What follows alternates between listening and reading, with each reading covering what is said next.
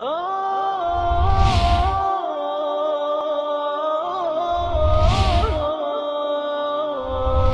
حامل القرآن.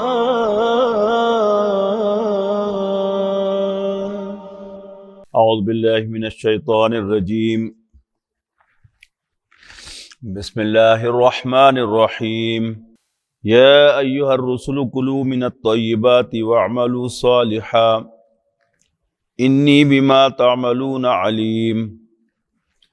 وَإِنَّ هَذِهِ أُمَّتُكُمْ أُمَّةً وَاحِدَةً وَأَنَا رَبُّكُمْ فَاتَّقُونِ. فَتَقَطَّعُوا أَمْرَهُمْ بَيْنَهُمْ زُبُرًا كُلُّ حِزْبٍ بِمَا لَدَيْهِمْ فَرِحُونَ. فَذَرْهُمْ فِي غَمْرَةٍ حَتَّى حِينٍ.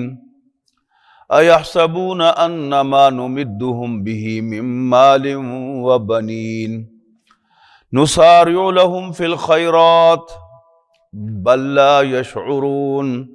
ان الذين هم من خشية ربهم مشفقون والذين هم بآيات ربهم يؤمنون والذين هم بربهم لا يشركون والذين يؤتون ما آتوا وقلوبهم وجلة أنهم إلى ربهم راجعون. حضرات، جب نیا میں نے قرآن مجید کا ترجمہ بیان کرنا شروع کیا تھا، 92-93 کی بات ہے، تو اس وقت مجھے مدنی صورتوں کے بیان میں بہت لطف آتا تھا، اس لیے کہ مدنی صورتیں جو ہیں وہ سیرت النبی کا بیان ہے. یعنی جیسے وہ رننگ کمنٹری ہوتی ہے تو نبی کریم صلی اللہ علیہ وسلم کی سیرت، اس کے واقعات سارے کے سارے اللہ تعالیٰ نے اپنی ترتیب کے ساتھ جو ہیں وہ بیان کیے ہیں. مثلا غزوہ احد کے حالات سورہ آل عمران میں، غزوہ بدر کے حالات اور انسٹرکشن سورہ انفال میں، پھر سورۃ الاحزاب، اس کا نام ہی سورۃ الاحزاب ہے، تو غزوہ احزاب یا غزوہ خندق وہ آپ کو سورہ احزاب میں ملیں گے، اور صلح حدیبیہ کا سارا تذکرہ آپ کو سورہ فتح میں ملے گا. لیکن جو اللہ تعالیٰ نے اپنے کلام کے ساتھ مناسبت عطا کی، تو قرآن مجید کی مکی صورتوں کو پڑھنے کا مزہ ہی اور ہے.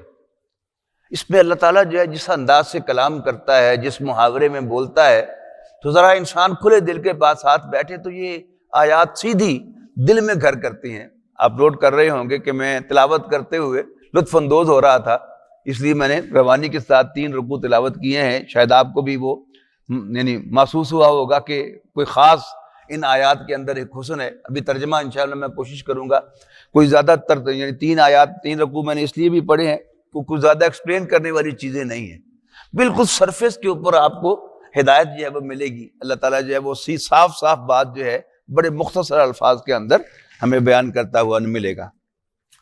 تو ارشاد ہوا، اعوذ باللہ من الشیطان الرجیم، یا ایھا الرسل، اے رسولو، اے پیغمبرو.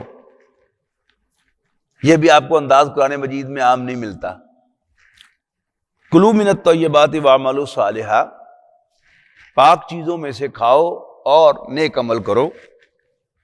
انی بما تعملون علیم، بے شک جو کچھ بھی تم کرتے ہو میں اس کو دیکھ رہا ہوں.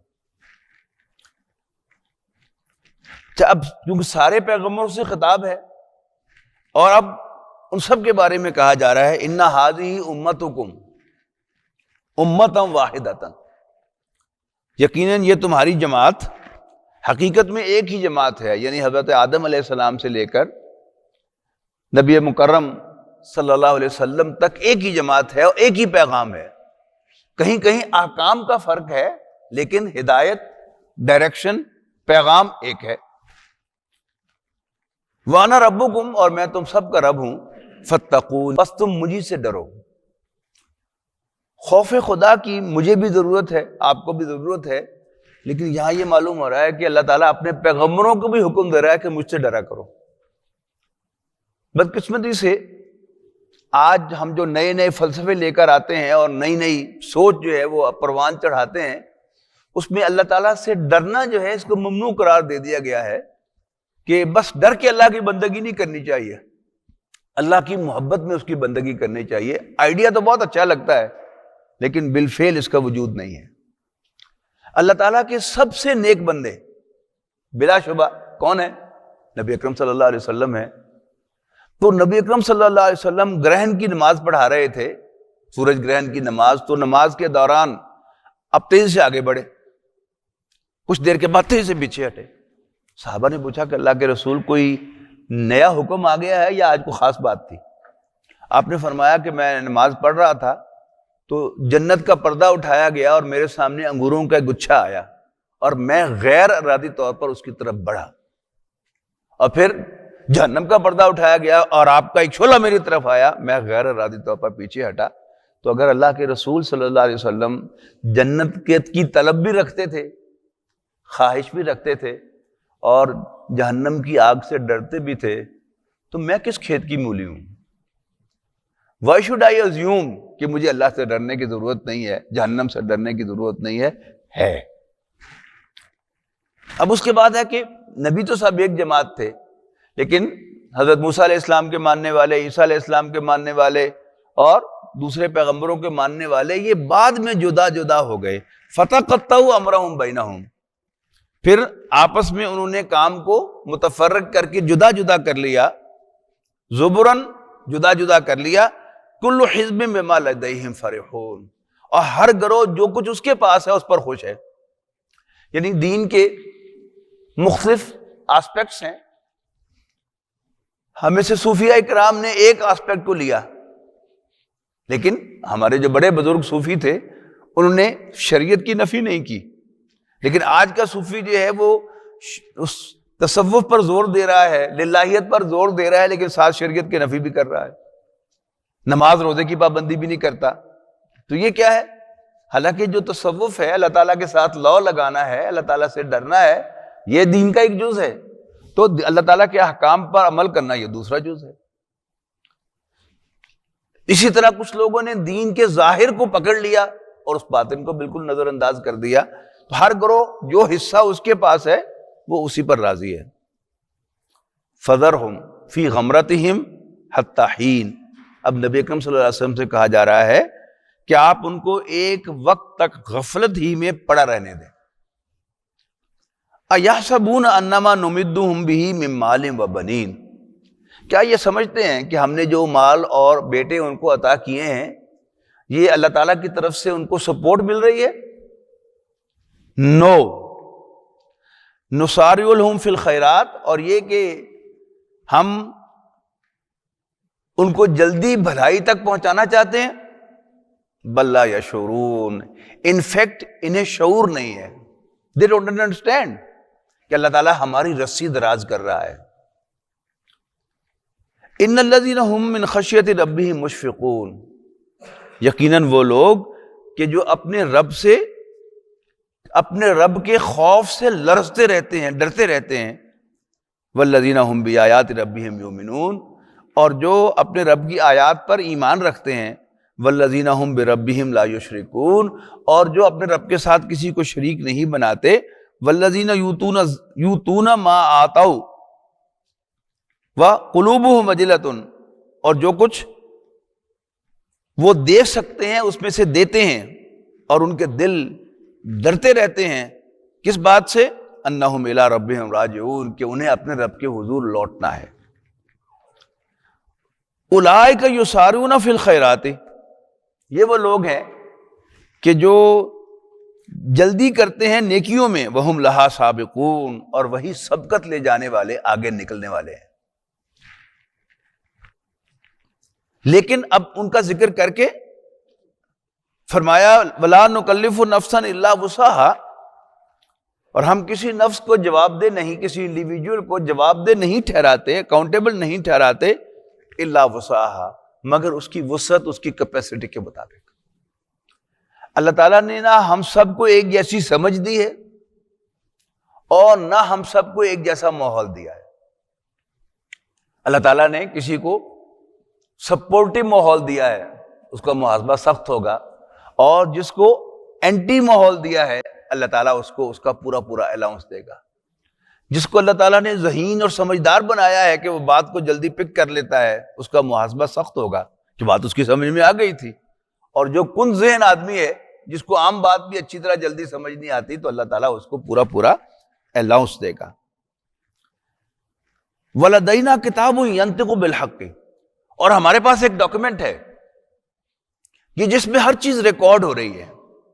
یعنی یہ جو میں نے مختلف آسپیکٹ آپ کو جتلائے ہیں، کوئی مالدار ہے، کوئی غریب ہے، کوئی ذہین ہے، کوئی کنزین ہے، کوئی مزاجن ذرا غصے والا واقع ہوا ہے اور وہ غصے میں بہت کوئی کہہ جاتا ہے، لیکن ایک شخص ہے کہ جس کو اللہ تعالیٰ نے دھیما مزاج دیا ہے اور وہ دھیما مزاج ہونے کے باوجود لوگوں کے ساتھ جو ہے وہ بدتمیزی کرتا ہے تو وہ زیادہ بڑا مجرم ہے. تو اللہ تعالیٰ جو ہے اس کے ہاں ہر چیز جو ہے وہ ڈیولی ریکارڈڈ ہے اور اس کے مطابق یہ حساب ہوگا.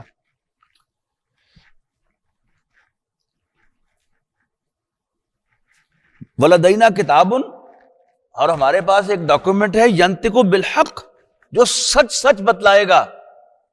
وَهُمْ لَا يُظْلَمُونَ، اور ان پر کوئی زیادتی نہیں ہوگی. بل قلوبہم فی غمرۃ، اب پھر وہ واپس ذکر جن کا پہلے ہوا تھا ان کا دوبارہ ذکر آ گیا. بل قلوبہم فی غمرۃ من ھذا، لیکن ان کافروں کے دل اس سے غفلت میں پڑے ہوئے ہیں. وَلَهُمْ أَعْمَالٌ مِّن دُونِ ذَلِكَ، اور ان کے اعمال other than that ہیں جو اوپر بیان ہوئے ہیں. هُمْ لَهَا عَامِلُونَ، اور وہ انہی پر عمل پیرا ہیں. حَتَّى إِذَا أَخَذْنَا مُتْرَفِيهِمْ بِالْعَذَابِ، پچھلے سبق میں بھی ذکر آیا تھا نا مترفین کا، کھاتے پیتے لوگ جن کو معاش کی فکر نہیں ہے.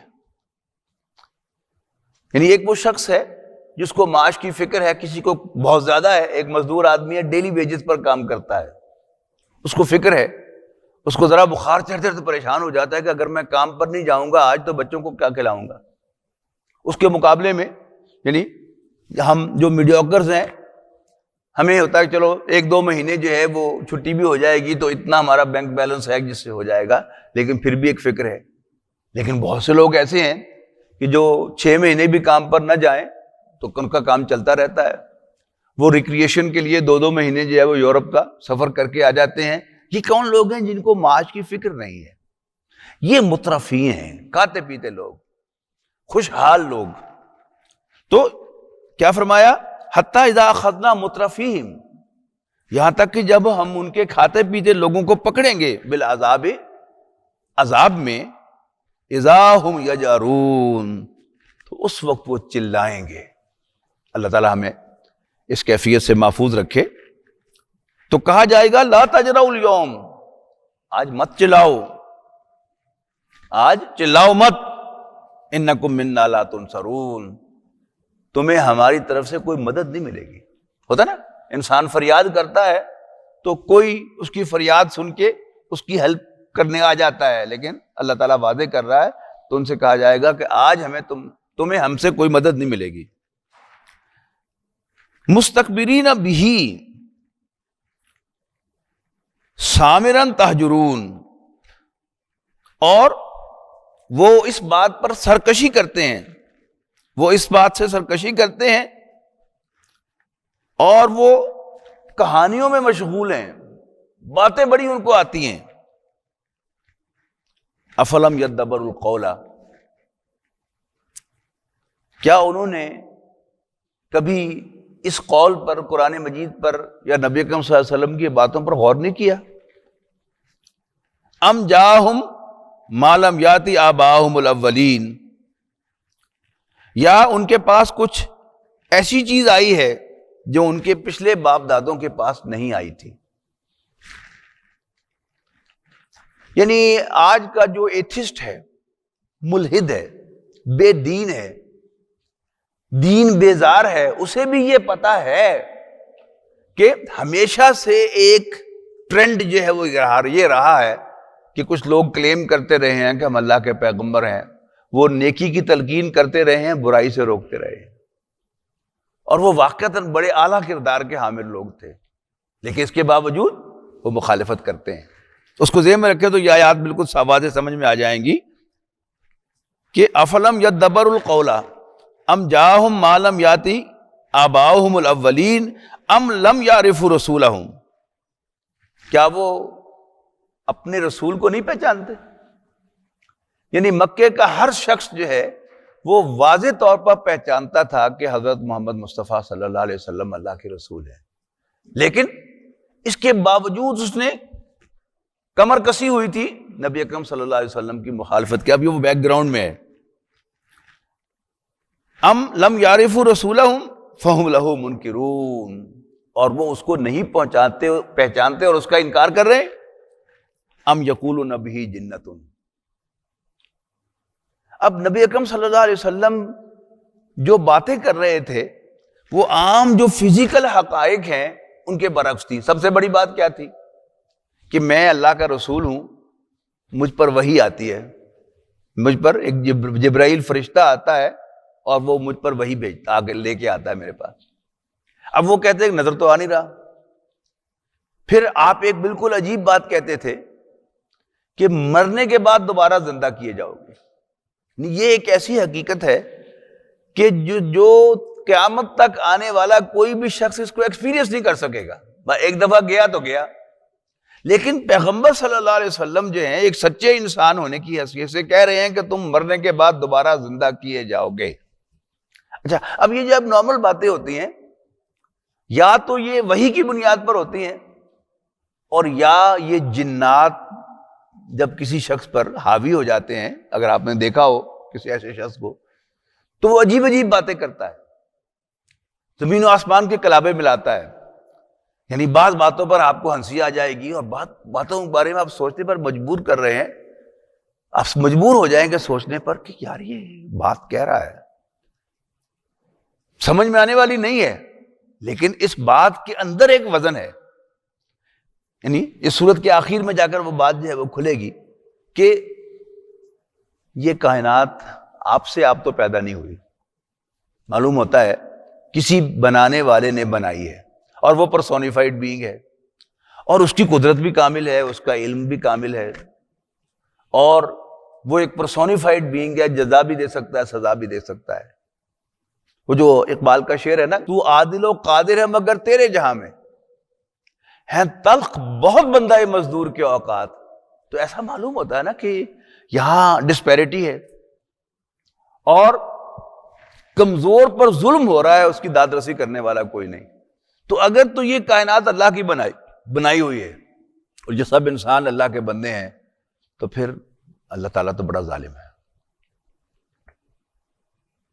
اگر ہم آخرت کے تصور کو بیچ میں سے نکال دیں اور اللہ کو مانیں تو پھر اللہ تعالیٰ کی اس زمین پر عدل نہیں ہو رہا. اور اگر ہم اللہ کو مانتے ہوئے آخرت کو بھی مان لیں تو پھر واقعی یہ سب حساب کتاب جو ہے برابر ہوئیں گے. جس نے ذرا برابر بھی کسی پر کوئی زیادتی کی ہوگی تو اس کا حساب اسے دینا ہوگا.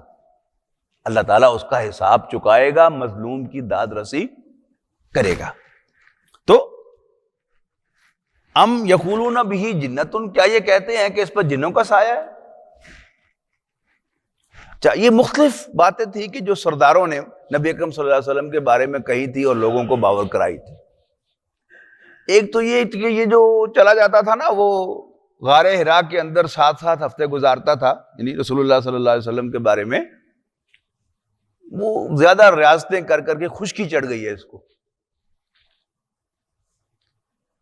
اسی غار میں کہیں جن اس پر آ کر حاوی ہو گئے ہیں اور وہ اس کو الٹی سیدھی نئی باتیں سجھا رہے ہیں.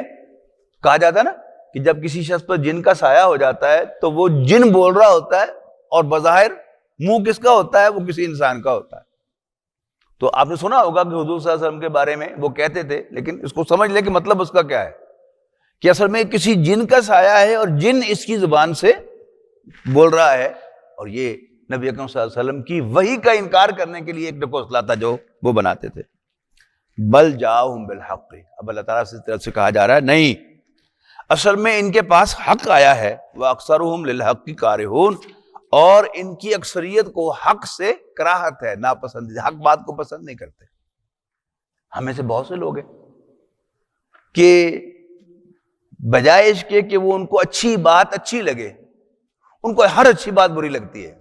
تو وہ یہ انہیں حق سے نفرت ہے، یہ حق کو پسند نہیں کرتے. وَلَوِ اتَّبَعَ الْحَقُّ أَهْوَاءَهُمْ، اور اگر حق بھی ان کی خواہشات کی پیروی کرنے لگے لفسدت السماوات والارض ومن فیہن، تو آسمانوں اور زمین میں اور جو کچھ اس کے درمیان ہے اس میں فساد برپا ہو جائے۔ بل آتیناہم بذکرہم فہم عن ذکرہم معرضون، بلکہ ہم نے ان کے پاس ان کی نصیحت کی کتاب پہنچا دی ہے، لیکن وہ اپنی طرف بھیجی ہوئی نصیحت سے منہ موڑ رہے ہیں۔ یعنی ایک نارمل انسان جو ہے وہ کسی سے نصیحت دیتا ہے، کوئی اسے مت دے تو وہ شکریہ ادا کرتا ہے، جی شکریہ آپ نے مجھے مت دے دی۔ لیکن جس انسان کی مت ماری گئی ہو اور جس کو حق سے، ہدایت سے، مت سے نفرت ہو تو وہ مت کی بات سے منہ پھیر لیتا ہے۔ یہ وہ کریکٹر ہے کہ فہم ان ذکرہم معرضون، تو یہ اپنے ذکر سے مراد اپنی طرف بھیجی ہوئی نصیحت سے منہ موڑ رہے ہیں۔ اچھا، ایک کیفیت کیا ہو سکتی ہے کہ نبی اکرم صلی اللہ علیہ وسلم نے ان سے کوئی تقاضا کر لیا ہے، لہذا وہ ان پر بڑا گراں گزر رہا ہے۔ ام تسألہم خرجا، اے نبی کیا تم ان سے کوئی خراج مانگ رہے ہو؟ فخراج ربک خیر، حالانکہ تمہارے رب کا جو خراج ہے جو تمہیں ملنے والا ہے وہ اس سے بہت بہتر ہے۔ You don't need them, you don't beg them, وہو خیر الرازقین، اور وہ سب سے بہتر عطا فرمانے والا ہے۔ وَإِنَّكَ لَتَدْعُوهُمْ إِلَىٰ صِرَاطٍ مُسْتَقِيمٍ، اور یقیناً اے نبی آپ ان کو بلاتے ہیں سیدھے راستے کی طرف۔ وَإِنَّ الَّذِينَ لَا يُؤْمِنُونَ بِالْآخِرَةِ، اور وہ لوگ کہ جو آخرت پر ایمان نہیں رکھتے، عَنِ الصِّرَاطِ لَنَاكِبُونَ، تو وہ سیدھے راستے سے کنارہ کش ہو جاتے ہیں۔ وَلَوْ رَحِمْنَاهُمْ وَكَشَفْنَا مَا بِهِم مِّن ضُرٍّ لَلَجُّوا فِي طُغْيَانِهِمْ يَعْمَهُونَ، اور اگر ہم ان پر رحم کریں اور ان سے تکلیفیں دور کر دیں جو انہیں پہنچ رہی ہیں، لَلَجُّوا فِي طُغْيَانِهِمْ يَعْمَهُونَ، تو یہ اپنی سرکشی پر اڑے رہیں گے اور بھٹکتے پھریں گے۔ یعنی تھوڑی بہت جب تکلیف انسان کو آتی ہے تو انسان اللہ کو یاد کرتا ہے، یا کوئی تنگ دست ہے تو وہ اللہ کو پکارے گا، اور جو خوشحال ہے اس کو تو اللہ یاد ہی نہیں آئے گا الا ماشاءاللہ۔ اچھا، اب جو تکلیف میں ہے اس کی بھی اگر ہم تکلیف دور کر دیں گے تو اس کا بھی حال کیا ہوگا کہ وہ بھی اپنی طغیانی میں آ کر اڑے رہیں گے باطل پر اور بھٹکتے پھریں گے۔ وَلَقَدْ أَخَذْنَاهُمْ بِالْعَذَابِ فَمَا اسْتَكَانُوا لِرَبِّهِمْ وَمَا يَتَضَرَّعُونَ، اور ہم نے ان کو عذاب میں بھی پکڑا، پھر بھی انہوں نے اپنے رب کے سامنے عاجزی اختیار نہ کی۔ وَمَا يَتَضَرَّعُونَ، اور نہ ہی وہ عاجزی اختیار کرنے والے ہیں۔ حَتَّى إِذَا فَتَحْنَا عَلَيْهِمْ بَابًا ذَا عَذَابٍ شَدِيدٍ إِذَا هُمْ فِيهِ مُبْلِسُونَ، یہاں تک کہ جب ہم ان پر شدید عذاب کا دروازہ کھول دیں گے اور اس وقت وہ اچانک نا امید ہو جائیں گے، ان کو پتا چلے گا اوہو اٹس ٹو لیٹ ناؤ۔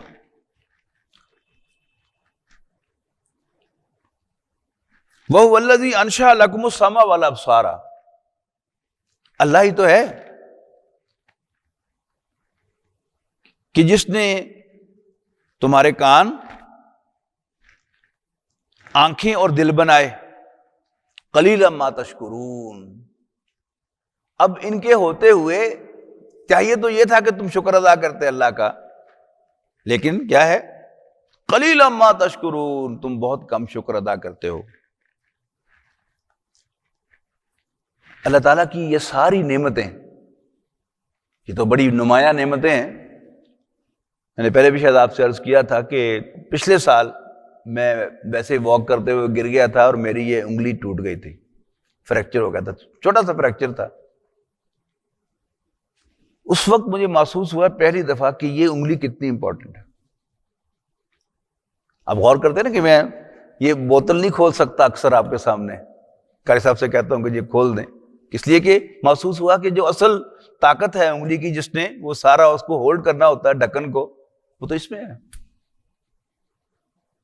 یعنی ہزار بند باندھتے ہوئے بھی ٹو اسٹارٹ وتھ مجھے بڑی دقت پیش آتی تھی کہ وہ سارا اصل زور جو ہے تو وہ اس انگلی کے پاس ہے. ایک ایک بال، ایک ایک ناخن، ایک ایک انگلی، اور انگلی کی بھی ایک ایک ڈیجٹ، یہ نعمت ہے اللہ تعالیٰ کی. چھن جاتی ہے تو احساس ہوتا ہے، لیکن میں دل میں میں نے کہا کہ یا اللہ، میں نے تو ساری عمر کبھی تیری اس انگلی کا شکر ادا نہیں کیا تھا. ٹھیک ہے نا. تو پھر ایک دفعہ میں نے بیٹھ کے وہ پاؤں کے انگوٹھے سے لے کر اس پر بھی تیرا شکر، اس پر بھی تیرا شکر، اس پر بھی تیرا شکر. تو یہ بھی اللہ کا شکر ہے کہ اس نے مجھے توفیق دی کہ ایک انگلی ٹوٹنے سے مجھے نصیحت آ گئی، ورنہ اگر اللہ تعالیٰ کی مہربانی نہ ہو تو انسان کو یاد ہی نہیں آتا.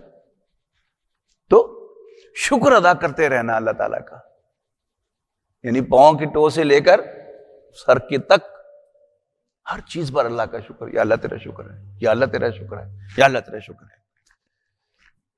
قلیلا ما تشکرون وہو الذی ذراکم فی الارض، اور وہی تو ہے جس نے تمہیں زمین سے اگایا ہے.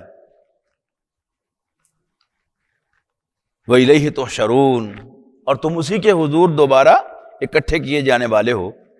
وَهُوَ الَّذِي يُحْيِي وَيُمِيتُ، وہی تو ہے جو تمہیں زندگی عطا فرماتا ہے اور موت سے دوچار کرتا ہے. وَلَهُ اخْتِلَافُ اللَّيْلِ وَالنَّهَارِ، اور وہی دن اور رات کو بدلتا رہتا ہے. رات اور دن پر بھی اسی کا تصرف ہے. افلا تعقلون، تو کیا تمہیں سینس نہیں ہے؟ بل قالوا مثل ما قال الاولون، لیکن یہ مکے والے بھی وہی کہہ رہے ہیں جو پہلو نے کہا تھا. کیا کہا تھا؟ قالوا اذا متنا وكنا ترابا، کہ کیا بھلا جب ہم مر جائیں گے اور مٹی ہو جائیں گے اور عظاماً ہڈیاں بن جائیں گے، اِنَّا لَمَبْعُوثُونَ، تو کیا پھر ہم دوبارہ زندہ کیے جائیں گے، اٹھائے جائیں گے. لَقَدْ وُعِدْنَا نَحْنُ وَآبَاؤُنَا هَذَا مِنْ قَبْلُ، ہم سے یہ جھوٹا وعدہ، انہونی بات پہلے بھی ہمارے آباء و اجداد سے کی گئی تھی. ان ھذا الا اساطیر الاولین، یہ نری پرانی کہانیاں ہیں، اولڈ لیجنڈز. قل لمن الارض ومن فیہا ان کنتم تعلمون، یہ بڑی خوبصورت آیات ہیں. اے نبی ذرا ان سے پوچھو نا، بتاؤ بھلا، لمن الارض ومن فیہا، مکے والوں سے پوچھا جا رہا ہے کہ ذرا بتاؤ نا کہ یہ زمین اور جو کچھ اس پر ہے کس کا ہے؟ بتاؤ ان کنتم تعلمون، اگر جانتے ہو. سیقولون للہ، تو کہیں گے کہ اللہ کا ہے. اگلا سوال، قل من رب السماوات السبع ورب العرش العظیم. آپ کو یاد ہوگا پرانے ساتھیوں کو کہ پہلی جو گفتگو یہاں پر جمعے کے خطبے میں ہوئی تھی وہ رب ہمارا پر ہوئی تھی، کہ یہ ہم خود بھی اور ہمارا سب کچھ بھی اپنا نہیں ہے، اللہ تعالیٰ کا ہے. قل من رب السماوات السبع، ان سے پوچھو کہ ساتوں آسمانوں کا رب کون ہے، ورب العرش العظیم، اور بڑے تخت کا مالک کون ہے، رب کون ہے. سیقولون للہ، تو بھی کہیں گے اللہ کی ملکیت ہے. یہاں بھی ڈنڈی مار دی انہوں نے. یعنی اس کے مقابلے میں سورہ رعد میں آپ دیکھیں کہ سورہ رعد میں فرمایا گیا کہ قل من رب السماوات والارض، پوچھو ان سے کہ آسمانوں اور زمین کا رب کون ہے. قل اللہ، تو تم بتا دو کہ آسمانوں اور زمین کا رب اللہ ہے. جبکہ اس کے مقابلے میں ایک اور سوال جو بار بار دہرایا گیا ہے قرآن مجید میں، لئن سألتہم من خلق السماوات والارض، اگر تم ان سے پوچھو کہ آسمانوں اور زمین کا پیدا کرنے والا کون ہے، تو بھی کیا کہیں گے؟ لئن سألتہم من خلق السماوات والارض لیقولن اللہ، تو لازماً کہیں گے کہ اللہ تعالیٰ ہی نے پیدا کیا. یعنی اللہ تعالیٰ کو پیدا کرنے والا تو یقین کے ساتھ مانتے ہیں، لیکن اللہ تعالیٰ کو آسمانوں اور زمین کا رب ماننے کو تیار نہیں ہے. کہتے ہیں کہ اس کی ملکیت ہے، لام ملکیت کے لیے ہے، لیکن رب کا لفظ کیونکہ وہ اپنے سرداروں کے لیے استعمال کرتے تھے، لہذا وہ لفظ جو ہے وہ استعمال ہے. جی مل گئی. آیت نمبر 16 ہے سورۃ رعد کی. قل من رب السماوات والارض قل اللہ. ان سے پوچھو کہ آسمانوں اور زمین کا رب کون ہے، یعنی اس کائنات کا رب کون ہے، تو تم بتا دو کہ آسمان کا، زمین کا، کائنات کا رب اللہ تعالیٰ ہے. لیکن جب ان سے پوچھا جاتا ہے تو وہ لام کے ساتھ کہتے ہیں ہاں اللہ کے لیے ہے، اللہ کا ہے، لیکن لفظ رب استعمال نہیں کرتے اس لیے کہ وہ سرداروں کے لیے استعمال ہوتا تھا. قل من رب السماوات السبع ورب العرش العظیم سیقولون للہ، تو کہیں گے اللہ کا. قل افلا تتقون، تو پھر ان سے پوچھو اس سے ڈرتے کیوں نہیں ہو. اگلا سوال قل من بیدہ ملکوت کل شیء وہو یجیر ولا یجار علیہ ان کنتم تعلمون.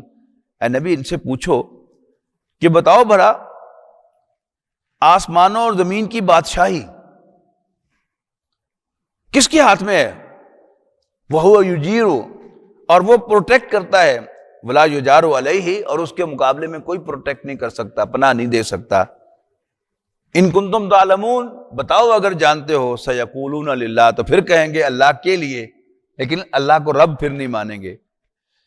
قل فانا تسحرون، تو پھر ان سے کہو جاؤ تم پر جادو کہاں سے پڑ جاتا ہے. سحر کہتے ہیں جادو کو. فانا تسحرون، پھر کہاں سے تم پر جادو کا اثر ہو جاتا ہے کہ تم یہ سب کچھ ماننے کے باوجود اللہ کو رب ماننے کے لیے اور اس کی بندگی کرنے کے لیے تیار نہیں ہو.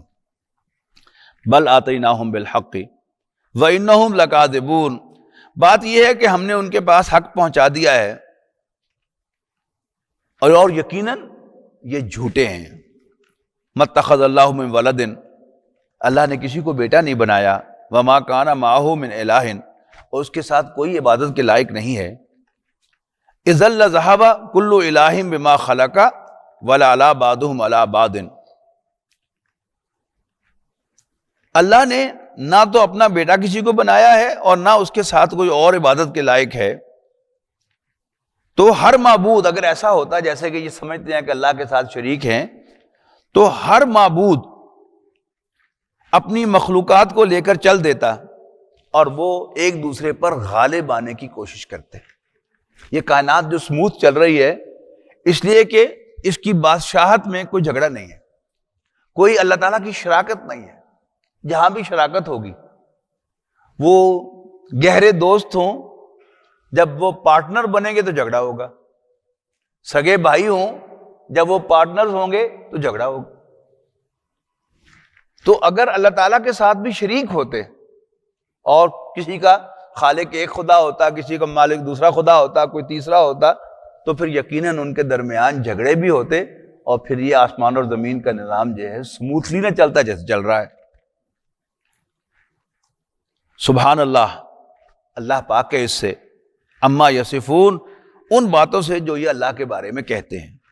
عالم الغیب والشہادہ، وہ چھپی اور کھلی باتوں کا جاننے والا ہے. فتعالی اما یشرکون، تو جو شرک یہ اللہ کے ساتھ کرتے ہیں اللہ تعالیٰ اس سے بلند تر ہے. قل ربی، اے نبی کہو ربی، اے میرے رب، اما ترینی ما یوعدون ربی فلا تجعلنی فی القوم الظالمین. اے نبی کہو کہ اے اللہ، جس عذاب کا تو نے ان کافروں سے وعدہ کیا ہے، اگر تو میری زندگی میں ان پر نازل کرے تو مجھے ظالموں کے ساتھ شامل نہ کرنا. وہی بات جہاں سے آج بات شروع ہوئی تھی نا کہ نبیوں کو بھی حکم ہے کہ مجھ سے ڈرو، اور یہاں حکم دیا جا رہا ہے، نبی سے کہا جا رہا ہے صلی اللہ علیہ وسلم سے کہ تم یہ دعا کرو کہ یا اللہ اگر تو اپنا عذاب انہیں دکھائے، یعنی مجھے دکھائے عذاب، یعنی زندگی ہی کے اندر ان پر عذاب آ جائے، تو فلا تجعلنی فی القوم الظالمین، تو پھر مجھے ظالموں کے اندر شامل نہ کرنا، ان کے اندر ٹریٹ نہ کرنا. وَإِنَّا عَلَىٰ أَن نُّرِيَكَ مَا نَعِدُهُمْ لَقَادِرُونَ، اور ہم جو وعدہ ان سے کر رہے ہیں، ہم تمہیں وہ عذاب دکھانے پر قادر ہیں، ہم دکھا سکتے ہیں تمہیں اس دنیا میں بھی. ادفع باللتی ہی احسن السیئہ، برائی کی مدافعت، برائی کا جواب اچھے طریقے سے دے. نحن عالم بما یصفون، جو کچھ یہ کہہ رہے ہیں ہمیں خوب معلوم ہے. وقل ربی اعوذ بک من ہمزات الشیاطین. پہلے بھی میں نے عرض کیا تھا کہ قرآن مجید میں جہاں بھی تعوذ کا ذکر ہے حکم ہے. تعوذ سمجھتے ہیں نا, اعوذ باللہ من الشیطان الرجیم پڑھنا, اس کو تعوذ کہتے ہیں. مطلب کیا اس کا کہ اے اللہ میں شیطان مردود سے تیری پناہ میں آتا ہوں. تو قرآن مجید میں جہاں بھی یہ حکم ہے جمع کے صیغے میں نہیں ہے, واحد کے صیغے میں ہے, یعنی رسول اللہ صلی اللہ علیہ وسلم کو. اور میں عرض کیا کرتا ہوں کہ اگر نبی اکرم صلی اللہ علیہ وسلم کو اللہ کی پناہ درکار ہے شیطان سے بچنے کے لیے, تو پھر میں اور خواب کہاں ہے کیا چیز. اب ایک مستقل دعا نبی اکرم صلی اللہ علیہ وسلم کو تلقین فرمائی جا رہی ہے, قل ربی اعوذ بک من ہمزات الشیاطین. اے نبی کہو ربا میں تیری پناہ میں آتا ہوں شیطانوں کے وسوسوں سے. واعوذ بک ربی ان یحضرون, اور ربا میں تیری پناہ میں آتا ہوں اس سے کہ وہ میرے قریب بھی پھٹکیں. حتی اذا جاء احدہم الموت, یہ لوگ غفلت میں پڑے رہیں گے یہاں تک کہ ان میں سے کسی کو موت آئے. قال رب ارجعون, اور پھر وہ کہے گا کہ ربا مجھے دنیا میں واپس لوٹا دے. لعلی اعمل صالحا, شاید کہ میں اچھے کام کروں, کیا جب کہ میں نیک عمل کروں, فیما ترکت کلا, جنہیں میں دنیا میں چھوڑ کے آیا ہوں.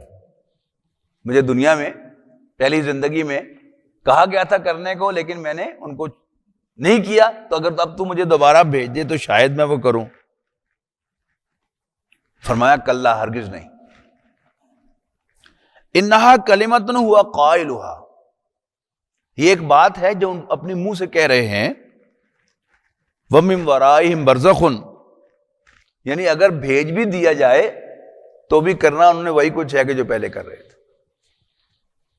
یہ اصل میں ایک جواب ہے ایک خاص بات کا, کہ ہم دنیا میں بھی کہتے ہیں نا کہ آپ کو یہاں پیش آتا ہوگا کہ آپ کا کوئی سبارڈینیٹ وہ ایک دفعہ دو دفعہ غلطی کرتا ہے تو فائنلی آپ اس کے خلاف ایکشن لیتے ہیں. تو آپ کو مختلف لوگ جو ہیں وہ آ کے کہیں گے یار ایک قدم موقع انہوں نے اور دینا سی, لیکن آپ جو فیصلہ کرتے ہیں تجربے کی بنیاد پر کرتے ہیں, اور یقیناً آپ کے دل میں بھی دوسرے انسان کے لیے رحم ہوتا ہے, لیکن جب آپ یہ اس کنکلوژن میں پہنچتے ہیں کہ بندے نے ٹھیک نہیں ہونا, تب آپ اس کے خلاف ایکشن لیتے ہیں یا اس کو فارغ کرتے ہیں. تو اب اللہ تعالیٰ کا بھی معاملہ, وہ تو ہم تو غلطی کر سکتے ہیں لیکن اللہ تعالیٰ تو غلطی نہیں کر سکتا. تو ان کو اگر واپس بھیج بھی دیا جائے تو کرنا تو انہوں نے وہی کچھ ہے. وَمِن وَرَائِهِمْ بَرْزَخٌ, اس کے بعد برزخی زندگی ہے. اِلَىٰ يَوْمِ يُبْعَثُونَ, اس دن تک جب یہ دوبارہ اٹھائے جائیں گے. فَإِذَا نُفِخَ فِي الصُّورِ, اور جب شور پھونکا جائے گا, حضرت اسرافیل علیہ السلام بگل بجائیں گے. فَلَا أَنْصَابَ بَيْنَهُمْ يَوْمَئِذٍ, بس اس روز ان کے درمیان کوئی رشتے ناتے باقی نہیں رہیں گے. وَلَا يَتَسَاءَلُونَ, اور نہ ہی وہ ایک دوسرے کا حال پوچھ سکیں گے. فَمَنْ ثَقُلَتْ مَوَازِينُهُ فَأُولَٰئِكَ هُمُ الْمُفْلِحُونَ, تو جس کے وزن بھاری ہوں گے, یعنی جب بھی وزن اعمال کا ذکر آتا ہے, حساب کتاب کا ذکر آتا ہے, تو عام طور پر ہمارے ذہن میں گنتی آتی ہے کہ جدے نیک عمل بہتے ہوں گے وہ جنت جائے گا. لیکن یہاں گنتی کا ذکر نہیں قرآن مجید کرتا. سورہ قاریہ کے اندر بھی وَمَنْ ثَقُلَتْ مَوَازِينُهُ فَهُوَ فِي عِيشَةٍ رَاضِيَةٍ وَمَنْ خَفَّتْ مَوَازِينُهُ فَأُمُّهُ هَاوِيَةٌ, تو اعمال جس کے بھاری ہوں گے, یعنی ملٹی ڈائمینشنل حساب ہوگا عمل, اور ساتھ ہی ساتھ اس کی کوالٹی, اور کوالٹی کے اعتبار سے ایک ہی عمل اس میں ٹنوں کا فرق پڑ سکتا ہے کہ ایک شخص نے بڑے مشکل حالات میں بڑے خلوص کے ساتھ وہ کام کیا. سادہ سی مثال دیتا ہوں, ایک آدمی 15,000 روپے تنخواہ لیتا ہے, وہ کسی کو 10 روپے دیتا ہے. اس کے مقابلے میں کوئی ارب پتی ہے, وہ کسی کو 100 روپے دیتا ہے. تو کامن سینس کیا کہتی ہے کہ وہ 10 روپے جو ہیں وہ زیادہ وزنی ہیں اللہ تعالیٰ کی نظر میں, کہ ریشو اور پروپورشن کے اعتبار سے دیکھیں اس نے بہت بڑی قربانی دی. یہ ایک ڈائمنشن ہے, باقی ہزاروں ڈائمنشن ہیں ایک ہی عمل کی, کہ وہ سب کے سب اللہ تعالیٰ کے ہاں ڈیولی ریکارڈڈ ہیں. وَمَنْ خَفَّتْ مَوَازِينُهُ, تو جن کے وزن بھاری ہوں گے وہ فلاح پانے والے ہوں گے. وَمَنْ خَفَّتْ مَوَازِينُهُ فَأُولَٰئِكَ الَّذِينَ خَسِرُوا أَنفُسَهُمْ فِي جَهَنَّمَ خَالِدُونَ, اور وہ لوگ جن کے بوجھ ہلکے ہوں گے تو یہ وہ لوگ ہوں گے کہ جو اپنے آپ کو گھاٹے سے دوچار کریں گے. فی جہنم خالدون, اور جہنم میں ہمیشہ ہمیش رہیں گے. تلفح وجوہہم النار وہم فیہا کالحون، آگ ان کے منہوں کو جھلس دے گی، ان کے چہروں کو جھلس دے گی، وہم فیہا کالحون، اور وہ وہاں پر بیزار بیٹھے رہیں گے۔ یہ کالحون تیوری چڑھانے والے کہ بڑا ناپسند کر رہے ہوں گے، کرتے رہو، اور وہ وہاں پر تیوری چڑھائے ہوئے ہوں گے۔ الم تکن آیاتی تتلا علیکم، ان سے کہا جائے گا کیا میری آیات تمہیں پڑھ کر سنائی نہیں گئی تھی؟ فکنتم بہا تکذبون، لیکن تم ان کو جھٹلایا کرتے تھے، جھوٹا قرار دیا کرتے تھے۔ قالوا ربنا غلبت علینا شقوتنا وکنا قوما ضالین، وہ کہیں گے اے ہمارے رب، ہماری کم بختی، ہماری بدقسمتی ہم پر غالب آ گئی اور ہم گمراہوں میں شامل ہو گئے، ہم گمراہ ہو گئے۔ ربنا اخرجنا منہا، اے ہمارے رب ہمیں یہاں سے نکال لے۔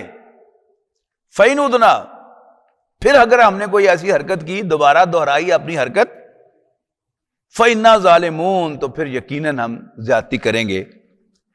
قَالَ اخْسَئُوا فِيهَا، اللہ تعالیٰ فرمائے گا کہ تم ذلت کے ساتھ یہیں پڑے رہو، وَلَا تُكَلِّمُونَ، اور مجھ سے کلام نہ کرو۔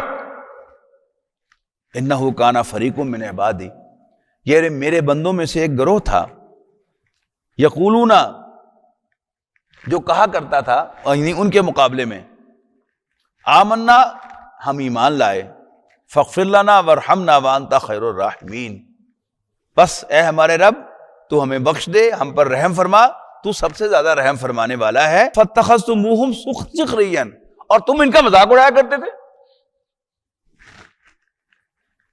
حتی انسوکم ذکری، یہاں تک کہ تم نے میری نصیحت کو بھلا دیا۔